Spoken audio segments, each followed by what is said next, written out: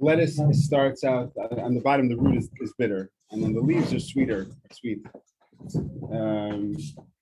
That's what we have to remember. That while things start out or look bitter or look grim, they blossom, they change, and they grow. And through growth, good things happen. Sweet things come. Is there sometimes out of the, specifically out of the bitterness. Another vegetable you can switch it for? Yeah, there's other vegetables. Sure. I have an aversion to lettuce. You have an aversion to lettuce? Yeah.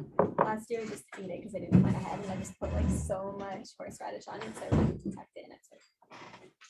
There are other lettuces. I think endives is one of them. Oh yeah. There's a few others. But that's the significance with that. In other words, that's why we chose why specifically that lettuce. There's other lettuces that we don't use. It's not just any lettuce. It's specifically romaine lettuce because the bottom is bitter and the top is sweet. Okay, can we start? Are we ready? Everyone have the copies? Hello? Yes. Yeah. You have? Okay. Now.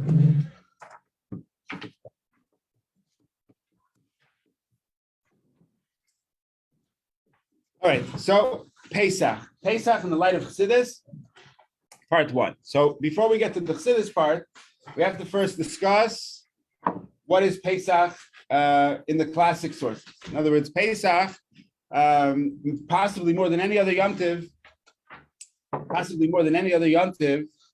is a Yom Tov that is very, very different or entirely different, almost drastically different to some people, even a completely different Yom Tov when looked or viewed through Chassidus, through the lens of Chassidus.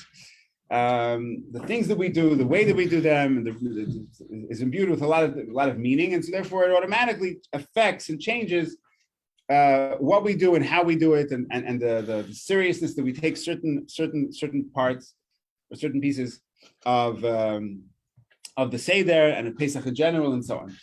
And so therefore, in order to compare and contrast these two different things, so we'll start first in the classic sources. We'll first understand Pesach the way it is on a very basic level, the way it's understood globally, and then we'll get into the Chassidus and add that layer and understand how Pesach is different when looked through the lens of Chassidus. So first of all, we'll start from page 2, with Pesach in the sources. So the first place where Pesach is mentioned, it says in Shmos, the book of Shmos, Parshas Bo, chapter 12, verse 1 and 2. It says, "V'yam Hashem al Moshe v'al Aaron." Hashem said to Moshe and Aaron, "Be'eretz Mitzrayim lemer." Hashem spoke to them in the land of Egypt, and He said to them like this. He says, "This month shall be reckoned for you." So first thing Hashem said, He told them that Nissan is a special time. It's a special month, and it's supposed to be the first month for you. That's number one. Number two, it was also the first mitzvah that Hashem gave to the Jewish people. It was the first of the 613 mitzvahs. So much so that it says in the Rashi, the first Rashi of the Torah, it says that really we could have started from this pasuk. It says that really Torah could have started from Achidush Hazel Lachem, that this month will be the first month for you, and the mitzvah of Kiddush Levana, the mitzvah of sanctifying the month or beginning the month through following the cycle of the moon. The Torah could have started with that, because if the Torah is a book of mitzvahs, so it could have started from there, showing the significance of this mitzvah and how central it is, or how foundational it is as a foundation of all other mitzvahs that would subsequently come.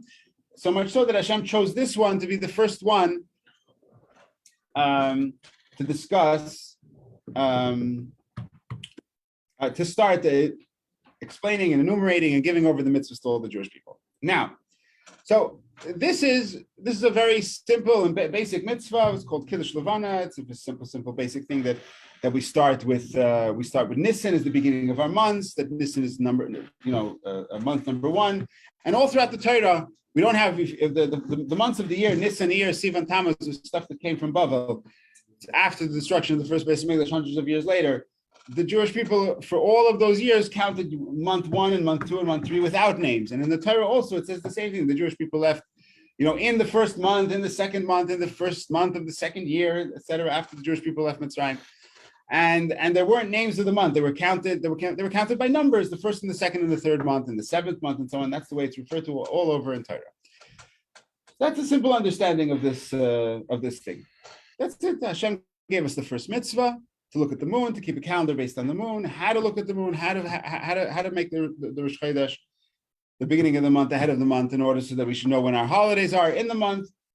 And then he told us also about, what is the first month? It's the Nissan. Fine. Okay. That's the simple understanding of this. Now, the a little deeper is like this.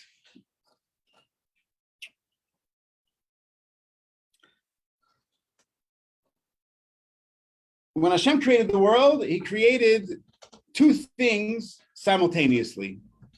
He created time and space. The reason why he created time and space simultaneously is because time cannot exist without space, and space cannot exist without time. You can't be in a place if you're not there at a certain time, and you can't be somewhere at a certain time if there is no place. Right? Simple. It's simple logic. So therefore, time and place came into being at the same time. Transcending time also means transcending space. Transcending space also means transcending time. It's the same thing. The reason why I'm tying time and space together, and why I think it's important that we need to recognize this fact, is because space is considered a physical thing, but time is just something that passes. It's measured by the sun, the moon, Apple,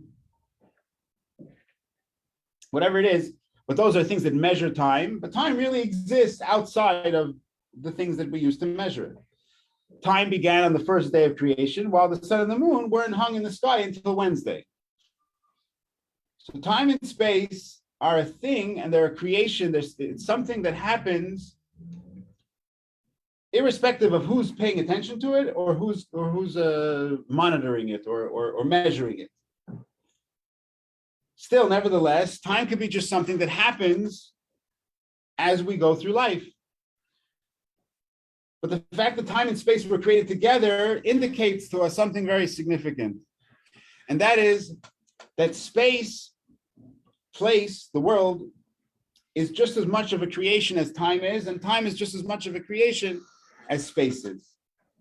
Meaning that time is a physical thing, it's a real thing that is just as real and powerful, and it's a force. Just like spaces. So just like there's a place for everything, so there's also a time for everything. Different things happen in different places, and then other things happen in different times. There are places that are the right place for certain things, and then there are times that are the right time for certain things. Everything in the world is split up into three categories. It's called Olam, Shana, and Nefesh. Olam means space, the world. Shana means time. And Nefesh means a person. Everything that happens that didn't happen before, that's happening right now, is happening because there's a conjugation or there's a colliding of, or a meeting of one of these three things or more. And Shana, time, space, and people. So sometimes things happen because there's a person or people that are there. Sometimes it happens because of the place that we're in. Sometimes it happens because of the time that we find ourselves in.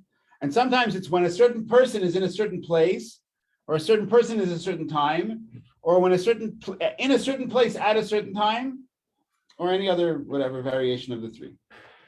Or all three together. It has to be a certain place at a certain time and a certain person or people.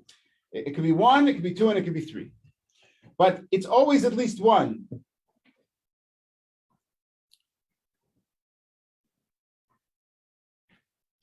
So what does it mean that time is a creation? How do we use or how do we touch time? How do we use time? So just like, so we look at space, we look at place, because they were created together, so they have the same qualities. So just like you have in certain places, a certain vibe, a certain environment, a certain climate, a certain culture, a certain type of people. I don't know, anything else? The weather. I don't know. There's smells, sights, noises, whatever. Every place has a different vibe. And different things are possible in different places. There are different opportunities in every place that you go. Even without the people and the time that you're there, just the place itself avails certain opportunities because of the properties of the way the place is. Time also has the same exact thing. It has embedded within it certain qualities. And so therefore, each time, each day, each hour, each minute, each year is different. Just like every place, every country is different. Each season is different. Every country is different in each season. There's different times where you'd want to be in certain places. So too also, there's different, as time changes, different things become available.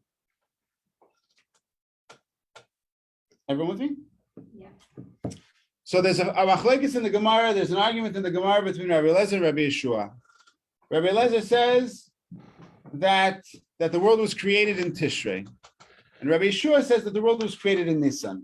What does it mean the world was created in Tishrei and Nissan? What are they arguing about? Really, they're not arguing. They both agree that the 6 days of creation happened at the end of Elul, and the first day when man was created, Friday, was the first day of Tishrei. They all agree that. So what is Rabbi Yeshua saying that the world was created in Nissan? So Rabbi Yeshua is saying that there's a spiritual end, there's a spiritual beginning to the world, and then there's a physical beginning to the world. There's when Hashem conceptualized the world, when Hashem decided what he wants to do, he thought about what he wants to do and how he wants to do it. And then there's when it actually happened, when it came into actual practical building. So the world actually came into a physical, it was manifested physically, it actually came into being in Tishrei. However, the world on a spiritual level, on a conceptual level, on a planning level, happened in Nissan. Wait, can you say that again? So on a physical level? The world physically came into being in Tishrei, but conceptually, the Nissan before, it was conceptualized, it was planned. Right? First you make blueprints.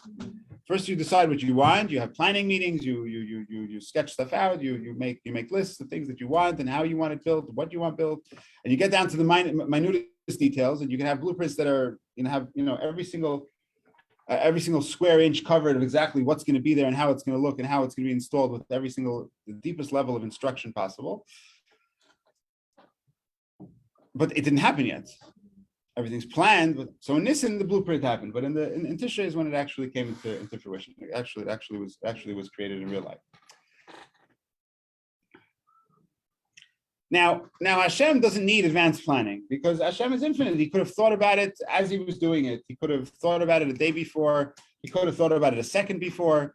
Could have thought about it the night before. He didn't have to plan things 6 months in advance and make sure that all the materials are there for building when it gets there and so on. So what's the purpose? What's the idea? The idea is that Hashem has embedded a different quality of time in the months between Adar and Av and Elul to Shvat.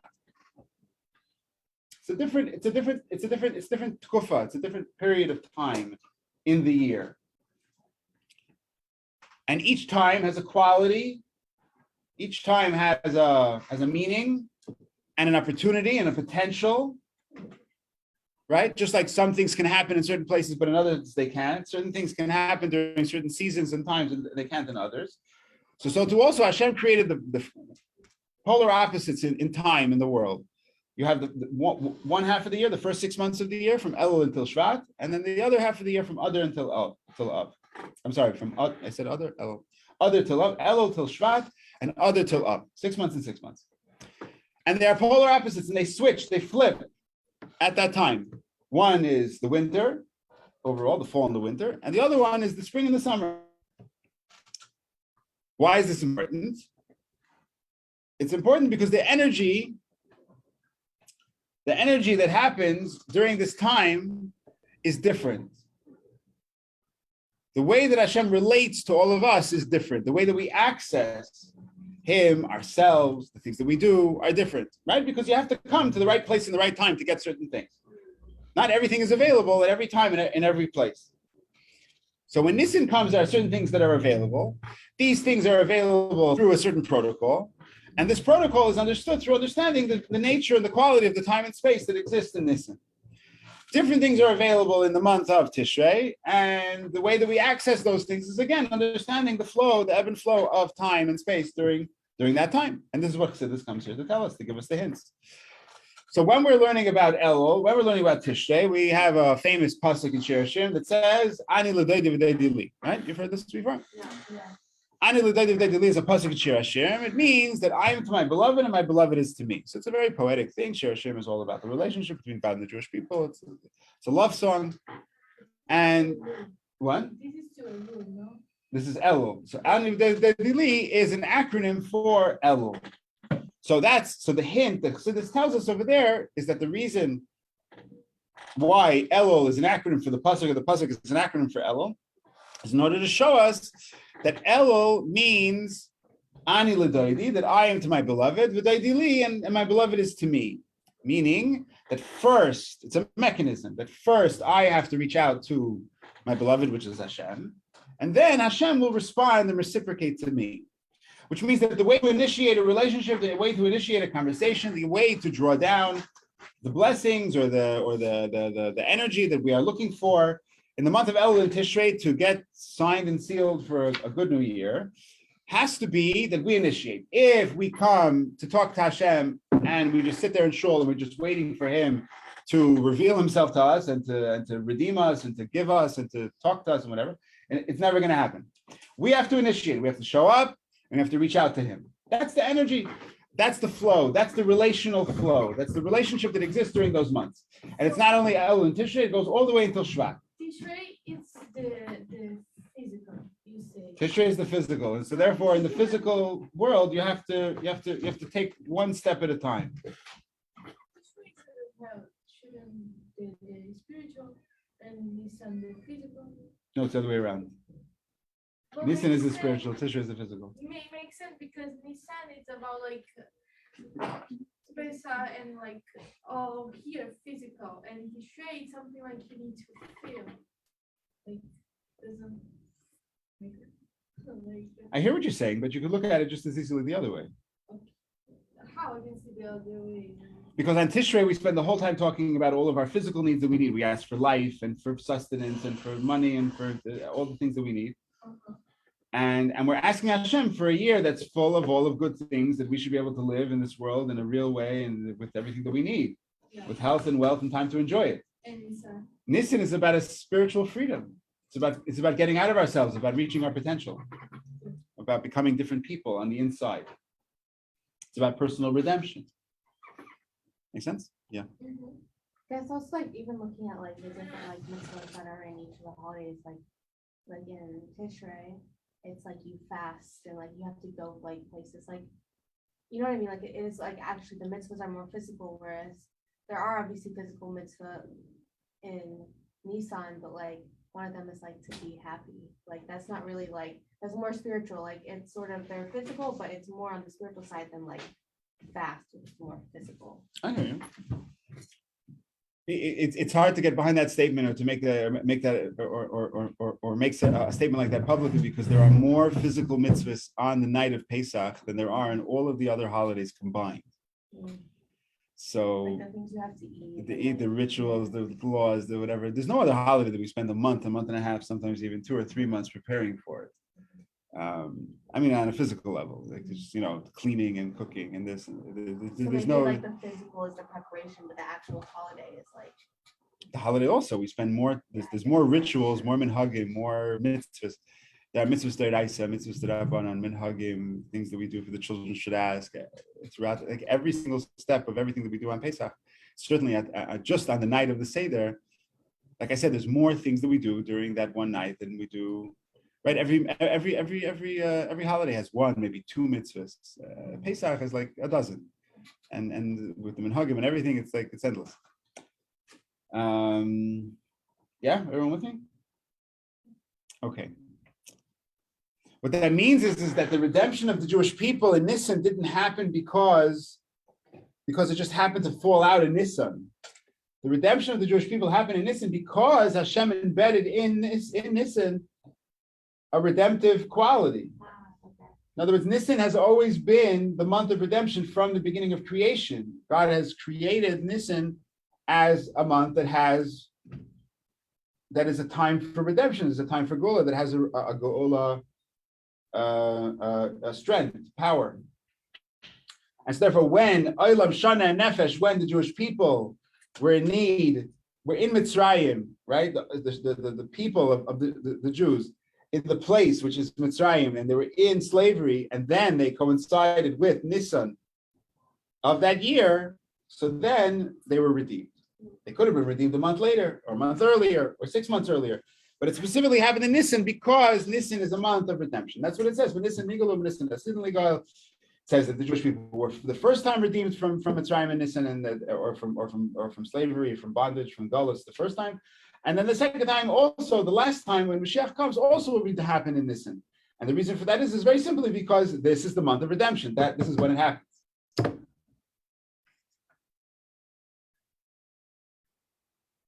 And so, like I said, it's polar opposites. It flips.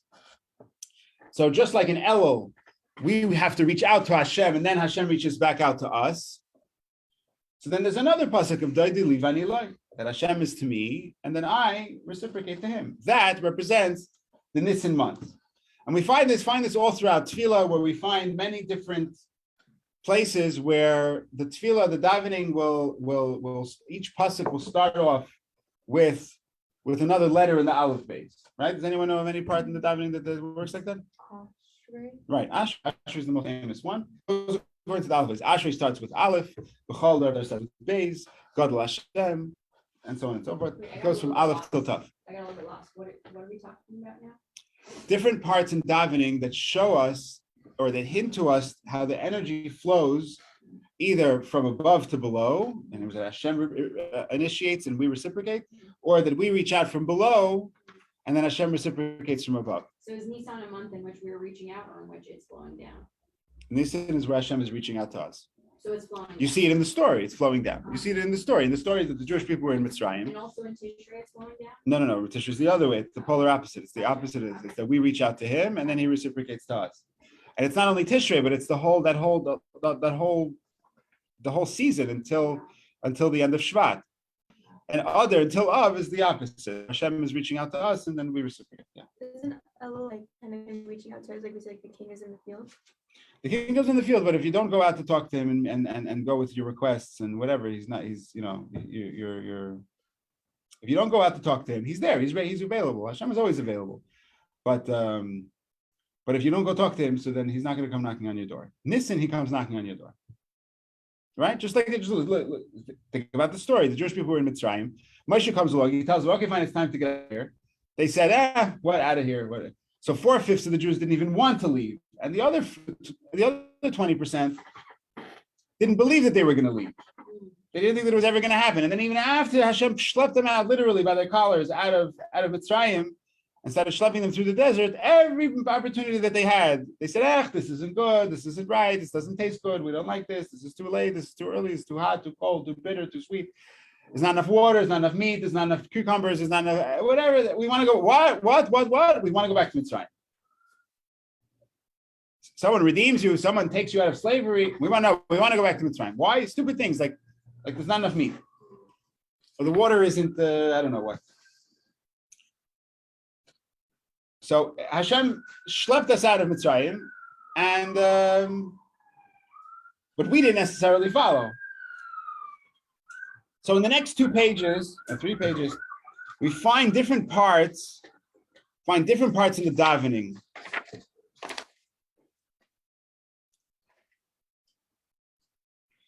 So we see over here on page 4, you see prayer for rain said on the last days of Sukkot Shmini Atzeres. Yeah? Everyone with me? Page 4? And then you have the prayer for dew on the first days of Pesach. So this shows us in the davening, it shows us how in the prayer that we say for rain, in Tishrei, you see where the arrow is, it starts with Aleph and it goes to Beis and Gimel and Dalet, which is which is us reaching out to Hashem above. And then when we daven for dew on Pesach, then we have a similar prayer, but the prayer goes the other way, where the verses go also in the Aleph base, but it goes the other way, from Tes to Shin to Reish to Kuf and back all the way backwards. It goes down, showing us that this energy flow that starts out either from us and goes up from Aleph to Tav, or from Tav to Aleph, from above to below. So when we're talking about below to above, we're davening in Tishrei, and then when it's above to below, the tefillah is in Pesach. And then we find this also in the weekday prayers you see in Rashi, Ashrei, and the brachas before Shema, Kel Baruch Daldeas, again, Aleph Beis Gimel Daled. But then when we come to Shabbos, what happened?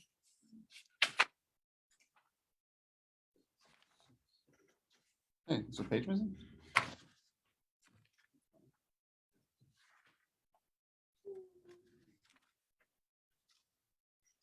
On Shabbos, we find it goes the other way. In Musaf, it says Tikanta Shabbos is Tzitzer Karbanei Seah.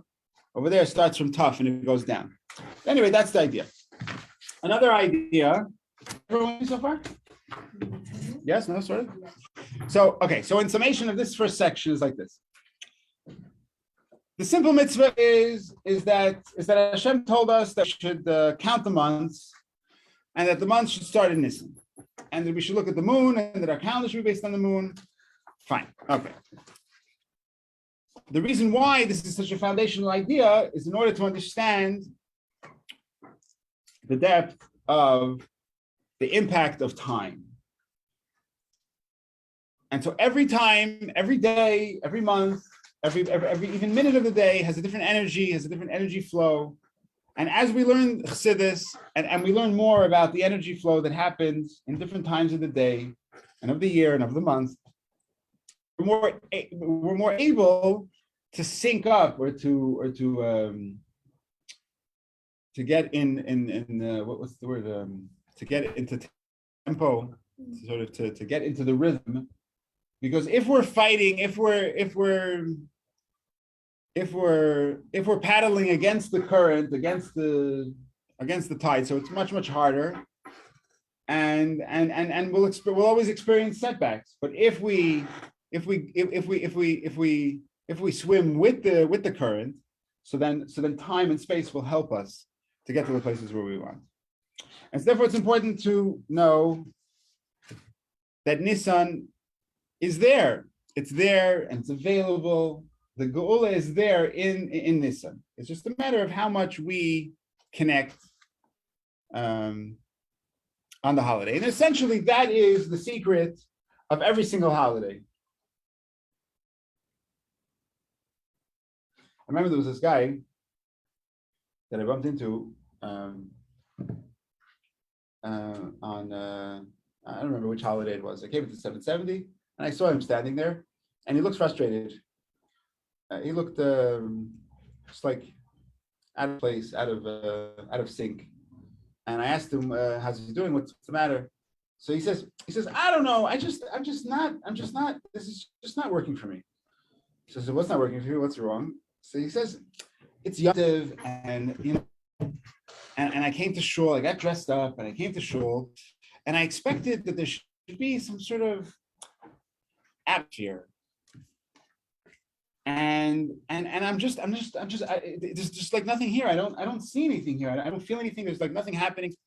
And he was very critical. He said, "I don't think that the shul is like doing, like they're not doing it right. Like they should be creating a more of an environment. It's Yom Tov. Like there should be more of a festive environment, more of a Yom Tov style environment. It should be more inspiring. It's not inspiring. It's not interesting. It's not exciting. Like I'm excited about Yom Tov, but the atmosphere is not there." And he says, like, if this is what this place is all about, then maybe this is not for me. Maybe I need to be going somewhere else. I need to move. So while I didn't tell him this, but I'll tell you what I was thinking in this conversation. It was something very, very interesting to me, because I never felt that walking into 770 on a yontiv. And I was asking myself as he was talking, like I was trying to relate to his experience. And it took me a couple minutes to sort of to get out of myself and sort of think, like see things from his perspective. And basically, you can sum up the whole thing that there are two types of people in the world. There are two types of people that come into shul. Two types of people that are making their way through life. Two types of people that are interacting with Torah and Yiddishkeit, Judaism, whatever. The Yom Tovim, the rituals, the mitzvahs, whatever it is. You have one person that is sitting there and says, okay, here, hit me. Go ahead, inspire me, I dare you. And they just sit there with their arms crossed and say, okay, I'm just waiting for Judaism to come and to blow me away.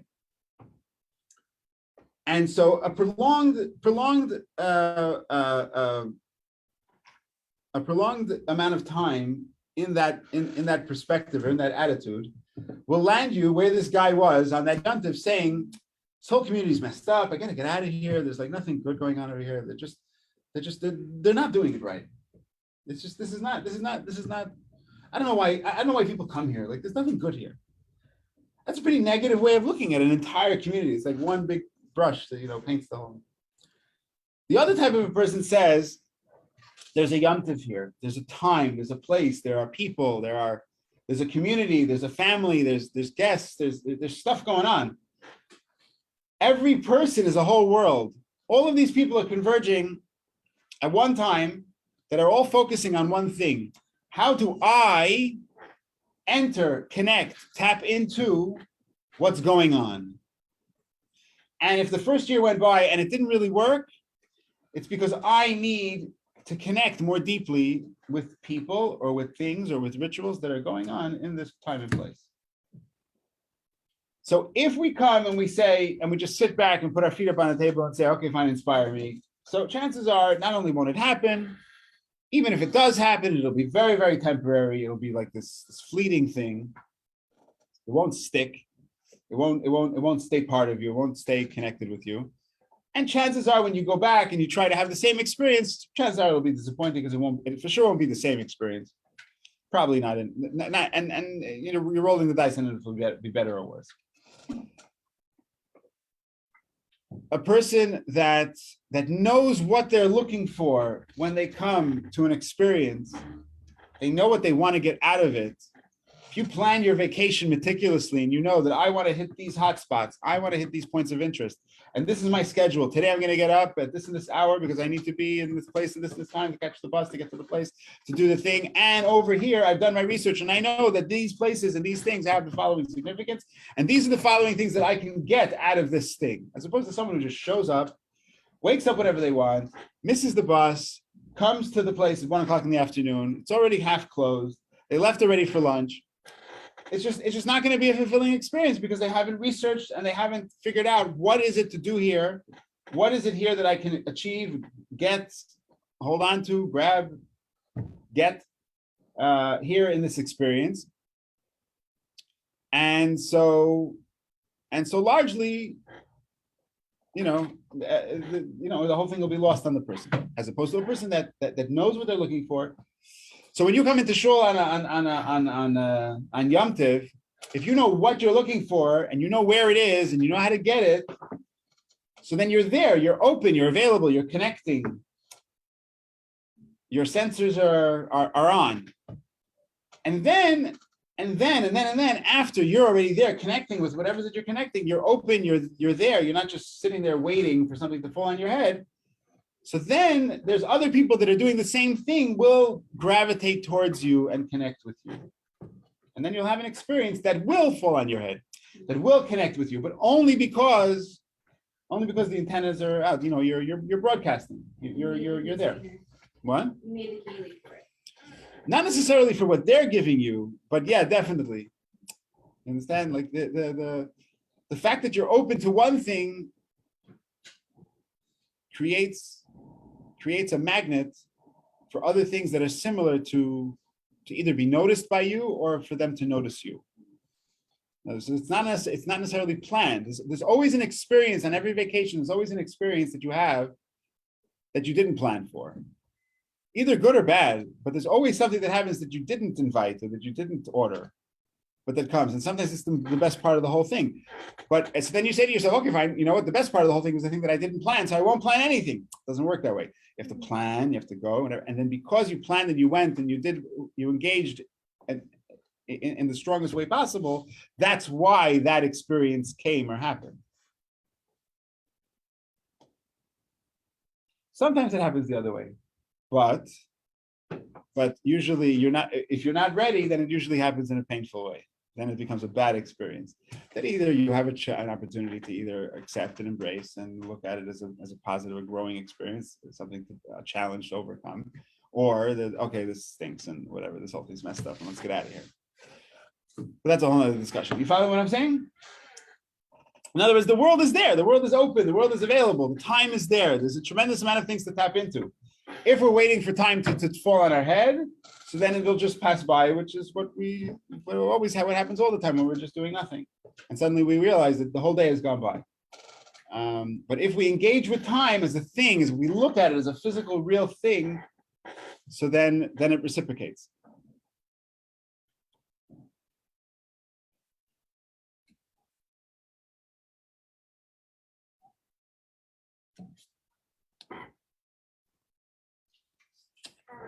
An interesting thing about the Chassidus Nissan also is that we find that even though that the world was created in Tishrei, but Hashem decided that the Mishkan should be built and should stay built in Nissan.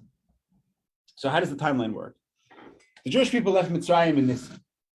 Then 50 days later, they received the Torah in Har Sinai and Shavuos in Sivan, third month. Then after that, Moses went up on the mountain for 40 days. And then the Jews decided on the 39th day, decided to make a golden calf, right? Serve idols, whatever, bad news. Moses came down. Moses went back up to daven to Hashem to save the Jewish people, not to destroy them. And that happened 3 times. 40 days he was there, and then he came down for a few days, and 40 days went back up. After 3 sets of 40 days, Moshe Rabbeinu comes down from talking to Hashem, and he tells the Jewish people that today, the 40th day, Hashem has forgiven you. He said, that I have forgiven you according to your words. That was Yom Kippur. And that's how we know that Yom Kippur is a day of forgiveness. It's the same thing.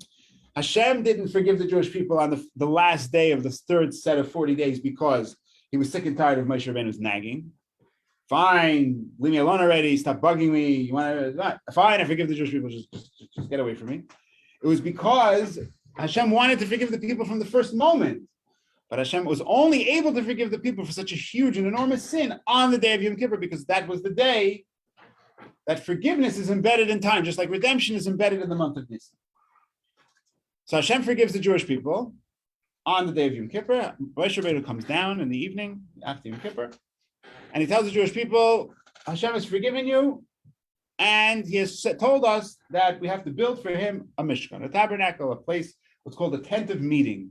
In other words, you're going to do your thing, and sometimes you're going to do the right thing, sometimes you're going to do the wrong thing. If Hashem is living with you constantly, when you do the wrong thing, it's not going to be good. And for you to live in a spiritual place is not possible because you're still stuck in your stuff. So we'll do like this. It says God will be spiritual, you'll be physical, you'll reach or you'll strive to become better and more spiritual, and Hashem will strive to be more understanding of you and connect with you more. And you'll connect in the middle at times and in places that make sense. So let's make this place called the Mishkan. You will come to the Mishkan when you are prepared and ready and you've prepared yourself. And then Hashem will be there during different times and it'll be known when he's there in order so you can know when the date is. And that's the Mishkan, that's the base of English. It's the point of connection. It's the point of where heaven and earth kiss. So the Jewish people get very busy and they realize that this is like the way to atone for what they did. This is the solution. God is telling them, here, you want a way out? This is how we can do it. So right away they start running to collect all the materials that they need to build the Mishkan. And very, very quickly all the stuff comes together. And they start building right away. And they want it to be done like yesterday. When did the Mishkan finish being built? The Mishkan was finished or completed on the 25th day of Kislev, the first day of Hanukkah. And Hanukkah wasn't a thing yet. But the 25th day of Kislev was when the Mishkan was completed for the first time. So Moshe Rabbeinu turns to Hashem and he says, "Okay, we did what you wanted. We built the Mishkan. Everything's ready. So should we set it up? Should we start doing this?" And Hashem says, "No, not yet. Put it in storage." 1 month goes by until Chafei Teves. Another month goes by until Chafei Shvat. Another month goes by until Chafei Adar. How many months is that? No one's counting. Teves, Shvat, Adar. 3 months. 3 whole months go by. Chafei Adar, Hashem tells to Moshe Rabbeinu, "Okay, you remember that Mishkan that you put in storage? I want you to build it." Fine. Moshe Rabbeinu takes it out. All by himself, he builds the entire Mishkan from beginning to end. He puts everything together. Big job. And then Hashem says you should bring certain karbonos, certain sacrifices, and whatever. And then he says at the end of the day, he says, "Okay, now take it down." He says, "Take it down." I just put it up. He says, "Yeah, I want you to take it down." And then the next day told him to do the same thing. For 7 days, Hashem built the Mishkan, brought sacrifices, did different things, and then took it down. On the eighth day, Hashem said, it came into the month of Nissan. Hashem said, "Build it and leave it. Don't take it down anymore." And now bring Aaron and the Kohanim and whatever. Now start the whole thing. So it's an interesting thing about how Hashem descending, coming down here to us, didn't happen in Tishrei. It didn't happen in Hanukkah. It didn't happen in Kislev. It happened in any of those months. It happened in Adar and in Nissan. Because now this is the time. This is the time when Hashem reaches out or descends down to us and comes to us where we are. Any questions? I have a question. Mm-hmm. I don't know if it's related. It's related to what you just said, but it happens the 25th of Kislev was when the Mishkan was built. It was completed. The construction was completed. How come we're talking about it last week? What do you mean? Because that's when it because that's when they built it for it to stay. The 7 days of when Moshe Rabbeinu built it and took it down, down, that was last week. But then how was the 8th day months from last week? Does that make sense? It's not months from last week. It was the 7 days, and then the 8th question day is, was a day later. If it happened in Kislev, why and Adar were we talking about it? Because that's when it happened. It didn't happen in Kislev. It happened in Adar. Oh, you said it happened. It was built in. They started building it after Yom Kippur. They completed in Kislev, and then it sat in storage for 3 months. And then in Adar, Hashem said, "Let's build it and start putting it together, and let's start using it." Sort of like how right now they have stuff pre-built for the third basement dash. How? Isn't there How so? Isn't in Israel there's people who are planning already? Yeah, the Mechon HaMikdash, yeah. And so would that be a similar thing of where stuff was getting built, but then once it's time, it's going to get put together? Could be. There's a lot of different arguments about how and where exactly the Mishkan, the Pesach In is supposed to be built. So we don't know if we don't know if the stuff that they built is stuff that is the real way. We don't know. Yeah. We'll know when Mashiach comes. So Yom Kippur to Kislev, they were building it, Mm-hmm. and then it was sitting in storage, and then they unbuilt it and rebuilt it 7 more times leading up to the 8th day, Mm-hmm. and then that was last week. And that was last week. Those 7 days was last week. The last week in Adar was that week. So then if that's true, then how come Pesach is in Nissan when we talked about Moshe a couple months ago? What do you mean a couple months ago? We had the parshas with Moshe and going out of Egypt however many months ago. So how come in Nissan is when we're celebrating it? Because that's when it happened. So the parsha is not lined up with. I guess the question is why isn't the parsha lined up? How is it not lined up? The parsha that we read when baby Moses was I guess that was baby Moses. You're saying that the parsha isn't synced up with the actual time when it happened. Yeah. You're right. No, it's not. It's not necessarily that way. Sometimes it isn't. Sometimes it's Sometimes, not. yeah, sometimes it clicks, sometimes it doesn't. But it's not. No. So That's why we take out certain excerpts For instance, to talk about Pesach or whatever, and we read it on the holiday because the parsha that we're reading that week isn't necessarily about. Yeah. So yeah, Shmini usually comes. Sometimes it comes before Nissan, sometimes it comes after Pesach. It fluctuates because the calendar fluctuates. There's nothing you can do about that. It's just the ebb and flow of the mathematics of it. But then like when it actually happened was like Nissan. So like like it's sort of like if I were to like start reading a chapter book like this day and I wanted to plan it out, like if I wanted to read a book. If you wanted to put all the parshas, if you wanted to put all the parshas on the days when they happen, so then you would be reading a lot of things on the same days because a lot of things happen. Purim, for instance, happened on Pesach. The 3 days that Esther fasted and he told all the Jewish people to fast, and she went in to ask the king to save the Jewish people. That was Pesach. There's a lot of things that happen on Pesach. A lot of things. So if we would do everything on the day, so some things we do on the day and some things we do on other days. And if we would have to sync all of the parshas, so then we would have those parshas. So then we would read a lot of parshas like in 1 week, and then we would have a bunch of weeks where we wouldn't read anything. So it's the cycle is different. Okay, you guys are ready for one more technical thing? Yeah. So look at page 8. Something really wild.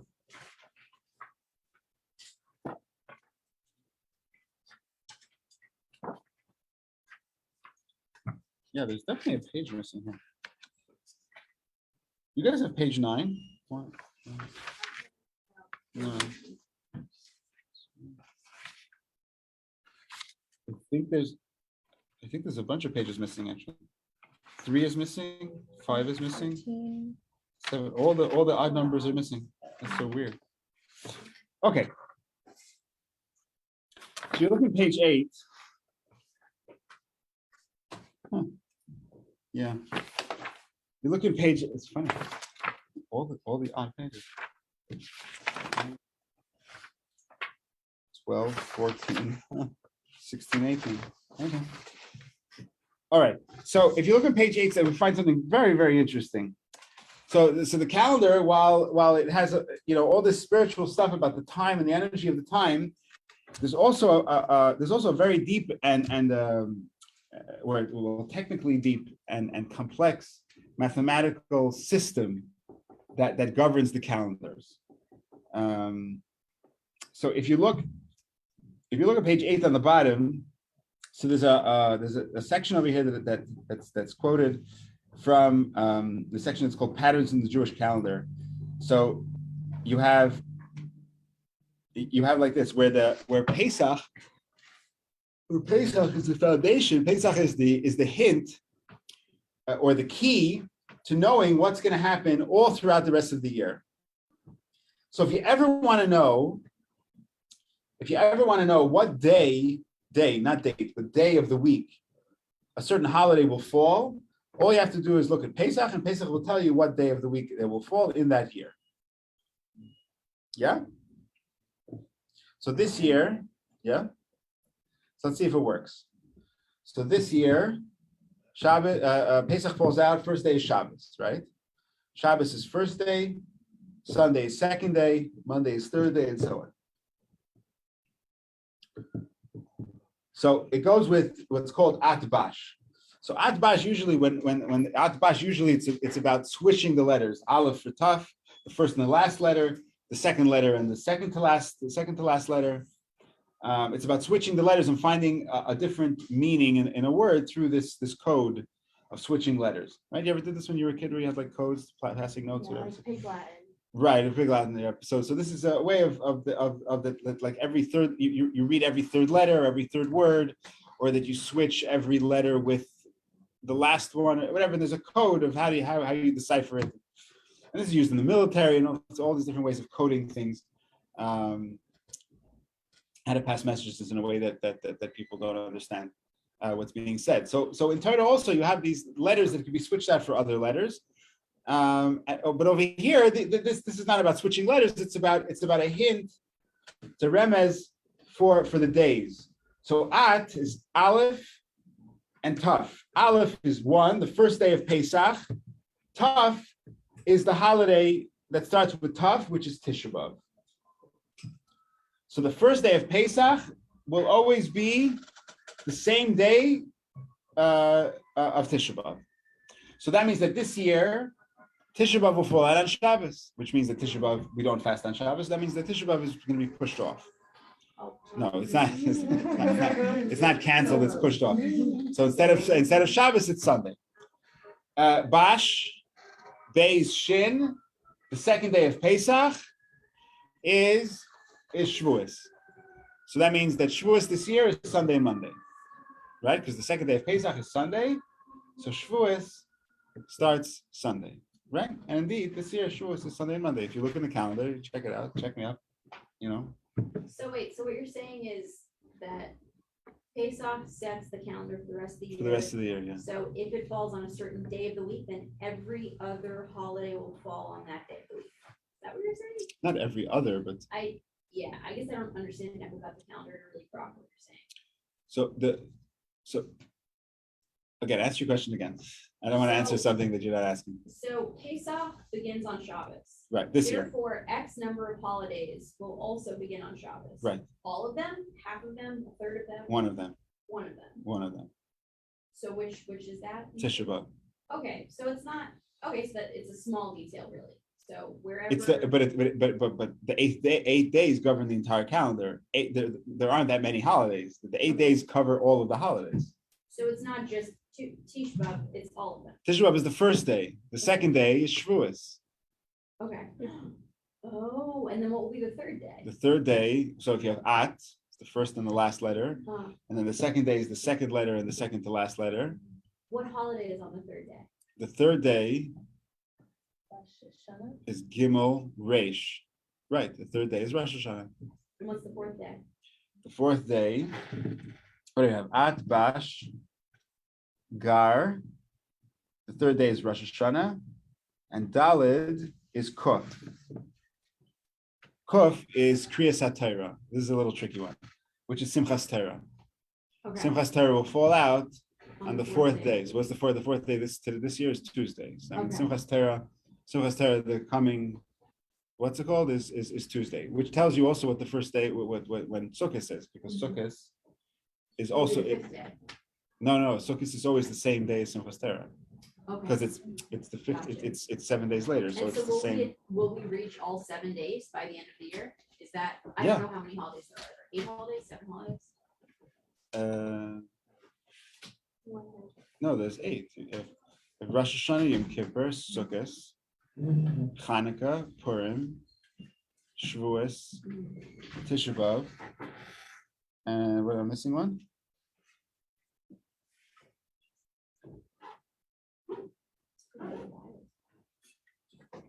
Yeah, those 7. Yom Kippur count. That's the next one. The next one, Where's Hanukkah? Is that the 5th day? no, Hanukkah is not part of this, but Purim is. So the 5th day is Tzom Kippur, the fast of Yom Kippur, and Vav Pei is Purim, but not Purim. Next year Purim that just happened. So the 6th day, what? Why is Hanukkah not in the permit? It's a good question. So it's above hay. Hmm? Above and hay. The 5th day is Yom Kippur, and the 6th day is Purim. So what's the 6th day this year? It's Thursday, right? Yeah. Right, because it's 1 day back, right? And when was Purim this year? Wednesday? Oh, it was Thursday. Wasn't it? Yeah. There you go. But shouldn't that firm have been set by the previous year's Pesach, not by this year's Pesach? So Purim is the only one that it's backwards. Oh, wow, very interesting. Do you have a chart for this? So I don't understand the math that's happening. Yeah, or rewrite it. Maybe It's online. Should we do this?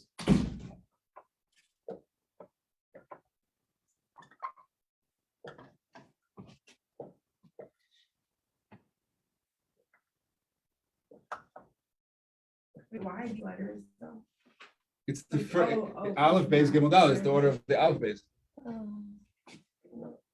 And also like the first day of Pesach, Beis second, right? Hmm? That, like Aleph the first day. Right, so this is Beis the second first day of Pesach, the second day of Pesach, the third day of Pesach, the fourth day of Pesach. Oh, so So this is, Tisha B'Av, Shavuos, Rosh Hashanah.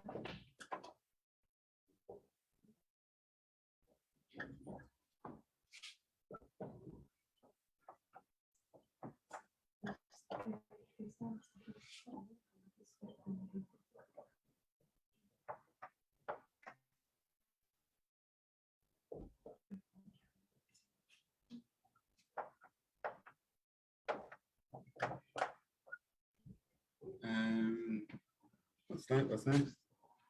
Okay. Gosh. I think we're done. Hey, Sadik is Soim.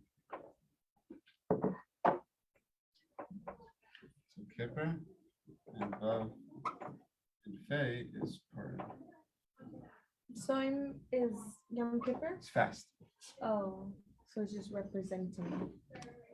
Got it? Cool. Okay. No? It makes sense? Can you say that in English? This is the first day of Pesach is Tisha B'Av. The second day of Pesach is Shavuos. The third day of Pesach is Rosh Hashanah. The fourth day of Pesach is Simchas Torah and also Sukkot. The fifth day is Yom Kippur, and the sixth day is Purim from the previous year. Why not 7? What would be 7? It has to fit mathematically. So we can. Okay. It doesn't fit. See you tomorrow. Thank you.